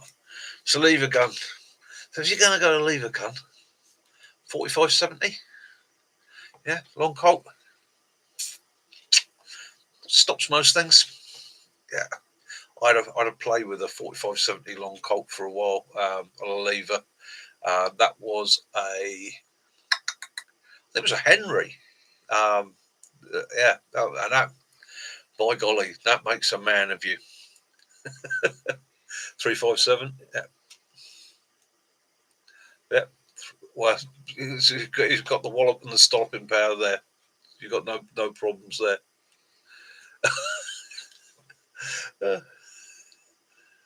Yeah.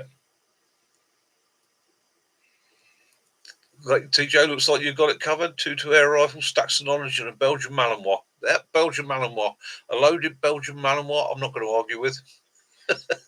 We've got a Shih Tzu. It sounds like a bit of werewolf. 1894 Winchester. Is that repro or original? No. Oh, mate, man after my own heart. Yeah. For those of you that aren't gun nuts, I do apologise. That's John's in the States. And I wouldn't say I'm a gun nut, but I've spent many years, firearms were my bread and butter. And I've got a lot of fun and pleasure out of shooting what you would call classics, and sporting guns over the years. 1892, it's got another 100 years in it, mate. Lee Michelle's got a rabbit. Yeah, well, rabbits only got to watch Monty Python. Rabbit will protect you. That's not a dragon. Mick, what is your ideas for next videos? Your videos or mine, Elusive?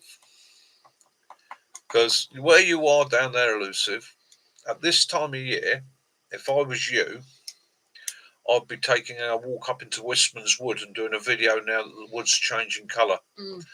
Because that is an absolute stunning place. Mine, it all depends at the moment, doesn't at it? the moment, it depends. It depends on medical outcomes at the moment. I want to get back up the woods ASAP. However, I've got to be realistic and sensible. I've got to wait till I get the all clear on this leg, and I've also got to go and have an MRI on my lung next week. So I've been waiting for this for a little while. It's the second one. It's part of a series. But the problem with these MRIs is if I have any sign of cough, cold, or chest infection, it's another 3 months. And as you could probably be aware, I want to get this done. I want to get the process through. So I am having to be very, very careful. So yeah, it's difficult.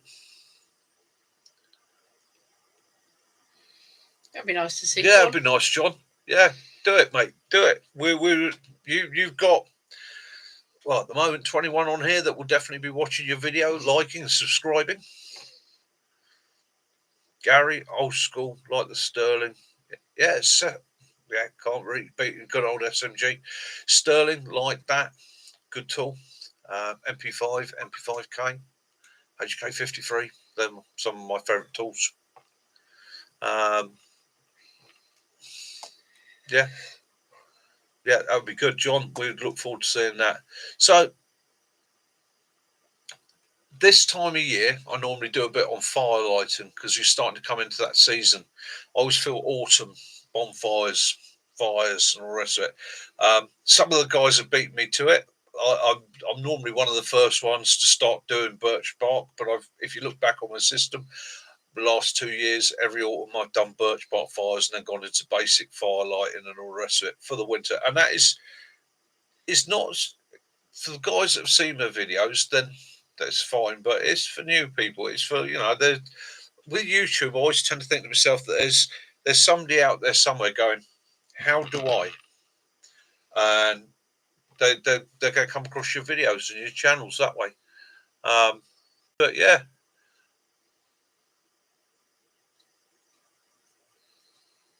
Yeah, I hope he does, Lucifer. I hope he does. Need to protect some more of that. Yeah, there we go, John. So, John, you ain't got a choice now, mate. You've got people going to be banging on you, go, we want to see your video. Yeah, but he did do a good one about birch bark. Yeah, Benny did a good one about birch bark, and that was a nice video. And I like the way when Benny took the bark off the tree, didn't go too deep. Okay, so again, he's not damaging the tree. I've seen a couple of videos where people have gone a bit deep, and it's you've got to take care of the trees. Right, ladies and gentlemen, I'm afraid I'm gonna have to leave it early today. I'm not feeling brilliant at the moment, so you haven't been well all week, have you? No. Struggling a little thank you for the comments again about my videos, and yeah, there will be another one this week at least. Have a good weekend, rest of your weekend and week, and I'll speak to you soon. Right, I should take over for a little bit. I'll be down in about 20 minutes, my love. Okay. All right, well, no. Oh, I'll move over. Not in fact, actually, I'm going to snick that comfy chair off you. They can all look at my bum while I turn around and think to themselves one day. All right. So. Oh. Come on, Will Bump. Go on in, Willow. Down you go. Oh, come on. I haven't got anything. Nothing will interest you, my little dog. Oh. Yeah, it'll be all right. So, guys, yeah, there we have it. Yeah, poor old Kaz, she's been feeling a bit off colour all week. So, yeah, she's finding a bit of a struggle. But I powered through. Where were we? So, some videos. Elusive, you are really lucky, mate. They're really lucky. You're down on Dartmoor. You've got the tours. You've got sunrises and sunsets, and this time of year, the sunrises and sunsets off of Dartmoor are absolutely stunning, mate. And they're at what I call easy times. You know, you're not getting up at 3 in the morning to walk out to be there for 4. So the time's moving. So get yourself some sunrise, sunset videos in Wistman's Wood, the River Dart, some of the falls and that, some of the points along the River Dart are absolutely stunning. And because you're local, dig into the history. Okay, one of the things people absolutely love is the history. If you want an example of stunning outdoors videos, stunning, some of the best you'll see on YouTube. Life's a Hobby. Go and have a look at some of his. See how he films his and finds the view. Come on, mate. See how he finds the views and composes. Okay, it's the history on Dartmoor. I mean, it's absolutely stunning. It's terrifying in some ways. One of me and Mac's favourite places. It's there are very few places in the United Kingdom that you can say are truly wild. Dartmoor is one of them.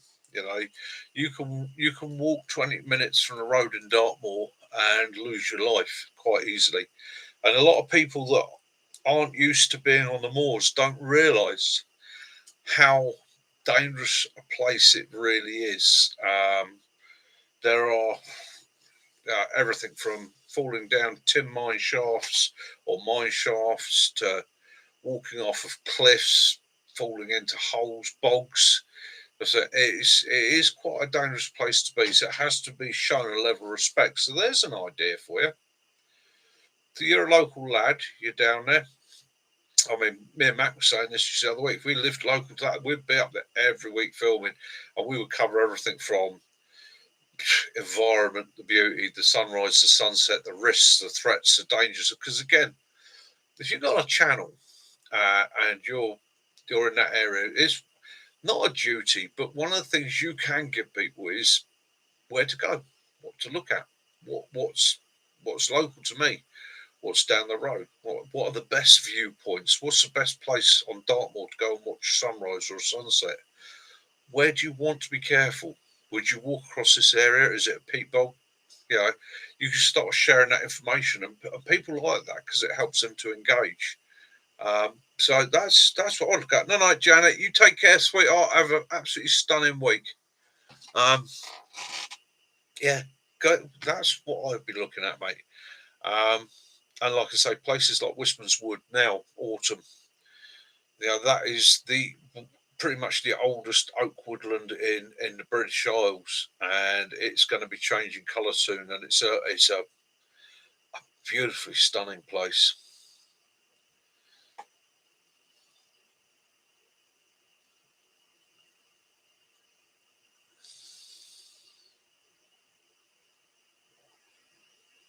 Nice, Mac. Ready for the winter.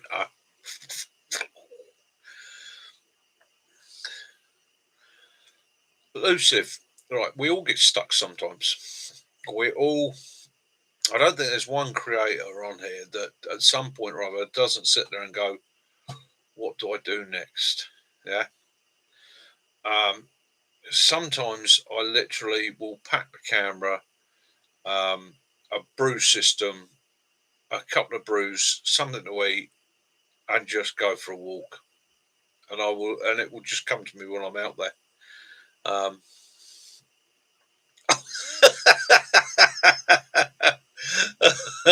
Janet's still with us. She was just waving the yops.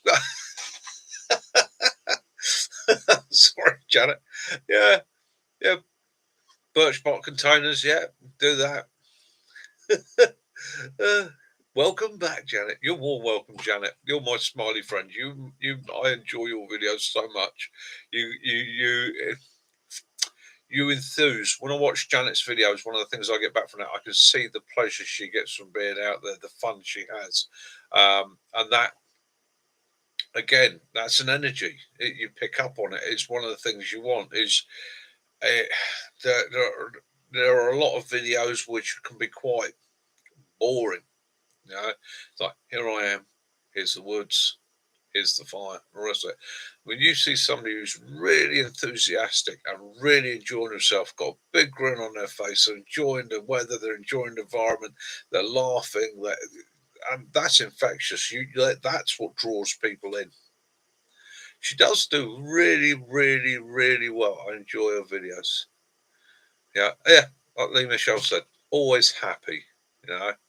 Um, so elusive. I can't really say much more than that.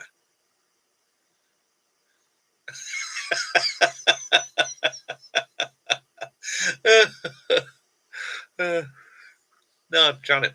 No, we love your videos. Love your videos. Yeah.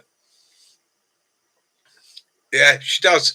She giggles, and you thing is, that if you were sat there with Janet when she giggles, that you would laugh and she'd giggle all the more, and you'd just both end up falling flat on your back, off your packs, laughing your asses off, and you probably wouldn't even know what you're laughing at, but you'd have a great time. You'd just be enjoying yourself. Um, yeah, TJ, yeah, you got to be really careful with weapons on YouTube. Have a look at the rules. It's why when I did the knife video this week, I talked for the first. I think I had to talk for the first. I think it was 3 minutes and some odd seconds before I actually went. And this is um, basically what they've done. They've set up. There's a program set up within YouTube, and a lot of people don't like it, but it is there for good common sense. And this is YouTube can be quite instant on the upload until you're monetized. There's not a lot of way checks. You can make a video, publish it, and it's out. Yeah, and people were doing crimes, attacks, and things like that, and straight to YouTube. Yes, it get taken down in 20 minutes, but how many thousands have seen it, shared it, recorded it? Okay, so under the Prevention of Terrorism Act and a lot of other countries' acts and rules, they set up a system where if I put a weapon onto a live stream or a knife onto a live stream within the first sort of period of time, it will get bounced straight away. The program is literally set up to go shut that down. Okay, so you have to be a little bit careful. Um, it's not easy. It's a pain, but it's there for, and again, there for a reason. This is the difference: is when does something cease to become a tool, become a weapon? Well, that's the person, not the item in purpose. A stick is a weapon. A stone is a weapon. You know, your hands, your fists, your feet—they're all weapons as well. So again, it's in my mind, it's come back to the individual, deal with the individual, not the item that they're using, because there are many hundreds and thousands of people that use those items safely and sensibly for the purpose that they were designed. Okay, so yeah, yeah, yeah. That's it. As T's just said there, you know, even on a gaming channel, you can't kill a zombie in the first 15 seconds. So you know, it's that's a protection system. That is just purely and simply so that people don't bad things don't get seen ideally, or people don't get to use it as a tool. Um, yeah, yeah, exactly that, Kiwi, exactly that, and I can't think of something more terrible. Um,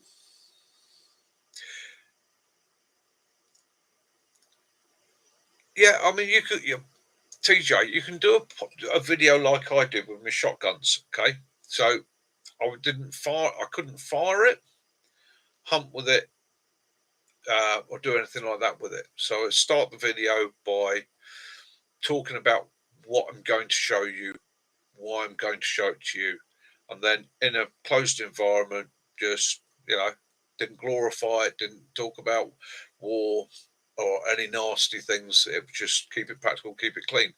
that they're not got a problem with. You could probably do a video on your air rifle. You could probably do a video on using your air rifle. It's about give yourself a few minutes in your introduction, talking about it, how you use it, why you would use it, so on and so on, and then introduce people to it. Make a point of saying about safety, about using it sensibly, keeping it pointed in the right direction. You know, that's what they want. They've not got an anti to it. It's just that they've got to try and keep the idiot factor out. You know, some of the big shows, Demolition Ranch, it's one of the biggest shooting channels out there. Okay, but he's just careful on how he does it, how he presents. And if you watch his videos, it tends to be that, you know, talking safety, you've got Kentucky Ballistics constantly talking about safety, safety, safety. You've got Donut Operator, okay, again, safety, safety, safety. Brandon Herrera, yeah, guys always on about it, always on about it. You know, the rules of handling a firearm safely. So again, it's as long as you're promoting it in a safe, sensible manner, they've not got a problem. It's to try and keep the more, shall we say, the more I don't want to be rude, but the more stupid characters off the TV or from promoting stupid things.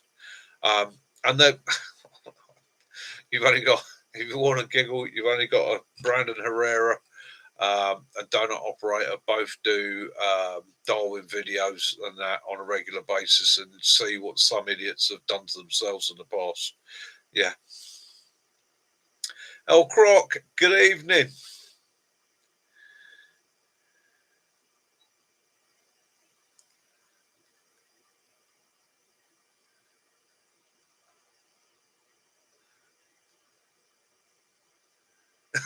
Chicken Gate. Oh, mate, no. No, don't. I'm not. As a farmer's son, I'm not going anywhere near it, mate. I'm leaving. You know, I'm just oh, more rules, more regulations to hold British farmers, producers, livestock managers down, only to line the pockets of the big multinational supermarkets and so on. The poor bloody British farmer, the smallholder, the guy that keeps a few birds in his garden to supply himself with eggs, gets hit with more and more crap under the rules and guises of things like avian flu and stuff like that to price him out of the market, basically. British farmers, without, I don't wish to be arrogant, I don't wish to offend anybody from abroad. British welfare standards and the licensing and the management and the care that has to go into British livestock and farming is probably the most draconian to a farmer in the world. No farmer in the British Isles would say they didn't want it otherwise because it is based on the welfare and care of the animals and the quality of those animals' lives. Okay. And then the British government doesn't support them. They will just buy, without wishing to be rude, I mean, I'm not going to name any countries, but they will just buy cheap crap from anywhere else in the world and allow the supermarkets to ship it in and sell you that chicken or that beef or that camel or that goat. Yeah, sorry, it makes me angry. Makes me angry. We should be supporting our own. They got it right in the States. Why have companies like Harley Davidson and that succeeded and are still going? Because people support their industry. Right? Look at car sales in America. Look at car manufacturers in America. Do we have any car manufacturers in Britain? Honda. Where did it all go wrong? Where did it all go wrong? When did we stop actually buying our own goods and supplying our own goods and being proud of the goods and produce we produce here? You know. But there we go. That's me getting political, and I'm not going to do that. So yeah, chicken gate. Up the chickens. That's what I say.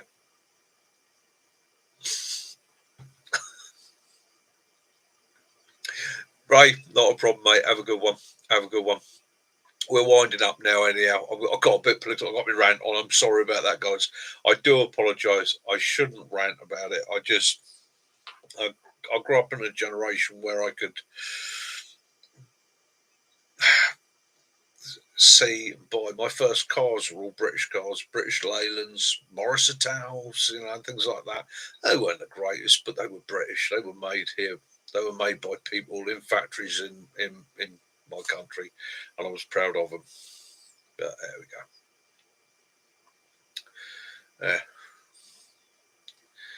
Yeah, yeah.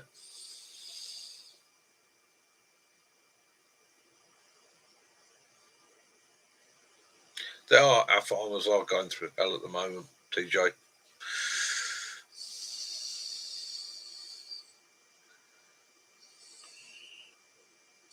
Elk Rock, I don't think there's going to be any compliance, to be honest with you. I think people have had enough. John, I can't find a fault with a Honda CRV. Okay, I just can't find a fault with it. It's brilliant. It's brilliant. It's just brilliant. It's yeah. It just keeps going. No issues, no dramas. Went through its MOT, no problems at all. Go out, turn the key. You know, took the old. I had a starting issue. It turned out to be the old battery. And turned out the old battery. I was 14 years old. So I replaced the battery first. That battery had been on there since the car had been first sold. So I put a new battery on it, and yeah, she's just absolutely brilliant. I tried the heated seats for the first time this week because my back was giving me a bit of grief. Oh, nice heated seats. Yeah,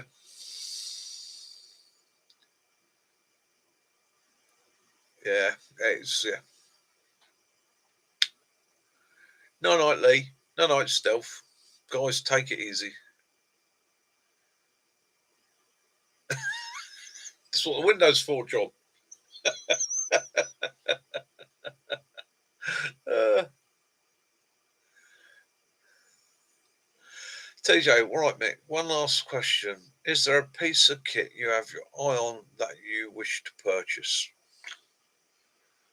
What would I like to get?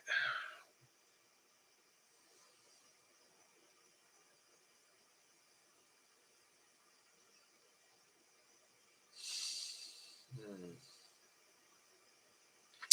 There's two things I keep my eye open for at the minute. Um, One, a parachute. A parachute silk, just so when I do camps, I can rig it up. The other one is a canvas bell tent, but they will come in the future. Mrs. D's mum. Mrs. D's mum, how you doing, my love? The lady that guided me to the Honda CRV. Okay, yeah, she didn't put me wrong. She put me right. Yeah, see a proper mum who'd tell you what's what. Not like my mum told me to buy a Jag. No, my mum wouldn't. My mum's good as gold, but yeah. So everybody say hello to Dee's mum. She's out there watching with Derek. Um, Lovely lady. I have had a chat to her in the past. She's absolutely wonderful, as is and her husband too. Much respect to the pair of them. Dee's mum and dad, absolutely fantastic guys. Yeah, can't wait to get over to the States and meet up with them. Got a funny feeling I'm going to have the time of my life.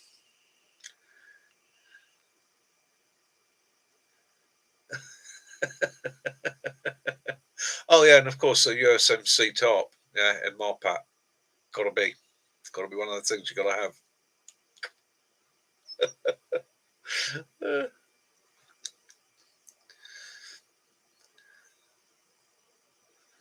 Yeah.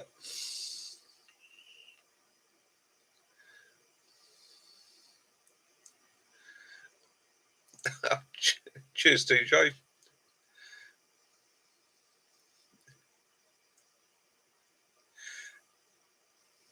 Yeah, it's everybody's chatting to Derek's mum now.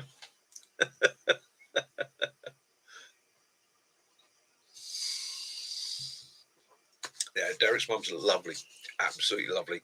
Can't wait to come over to America. Get her a big hug like that.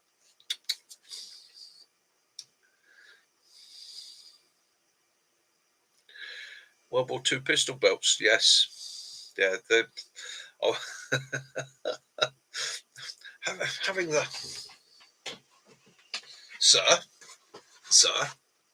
having the hat, one needs a sand brown belt as well to go with it. And I need the holster for my 4.55 Webley, and I need the ammunition cartridge pouch as well for it. Brown polished leather, fantastic. Just what you need for seeing off the bad guys. Oh, 4.55 Webley. Oh, oh. Yes, mum in America, and mum in the UK. You'll always be my mum, right? Mum. So I've got to go to the States, I'll be like that, proper. I'll say, hello, Derek's mum. I love you. Proper job. Oh, there you go. And to Derek's mum, do excuse the face fuzz, the scruffiness, and that. If I'd known you were going to be here, I would have shaved properly. However, I'm attempting to grow my beard back, so I do apologise. Right, guys. So there we go. 2 hours and 1 minute. Yeah, TJ, I agree with you there. Once the winter sets in, grow that facial fuzz. It keeps you warm. That's what it's there for. Stay safe, everybody. Have a great time.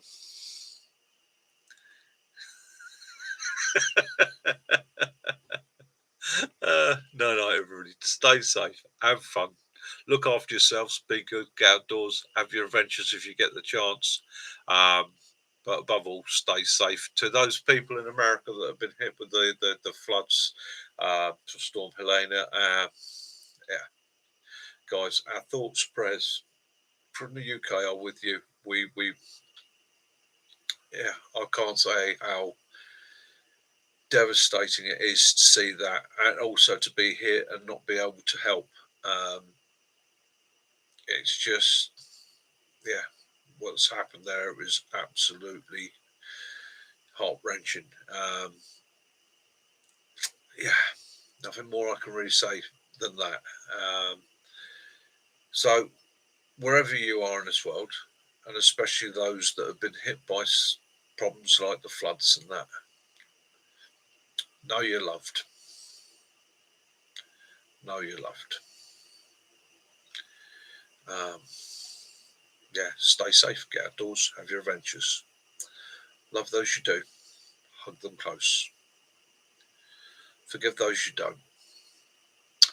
And may peace and light be upon you all.